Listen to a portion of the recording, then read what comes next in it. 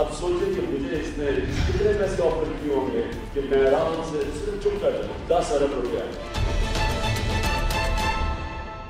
10 ارب روپے کی پیشکش شہباز شریف کے جاننے والے کے ذریعے کی گئی۔ حکومت کے خلاف الزامات میں کپتان مزید 2 قدم آگے نکل گئے۔ ایک انٹرویو میں انہوں نے پیشکش میں مزید اضافے کا دعویٰ بھی کیا۔ وہ ایسے ہیں جو کہ ان کی رشتہ داری ہے، ان کے بھائی کی رشتہ ان کے کافی قریب ہیں، اس کے تھرو آفر آئی اور دبئی کے ذریعے انہوں نے آفر کیا، اور یہ نہیں کہا 10 ارب، صرف 10 ارب سٹارٹنگ پوائنٹ، اور جو آدمی تھا اس کو بھی آفر کیا کہ اگر تم اس کو منوا لو ہم تمہیں بھی پیسے دیں گے۔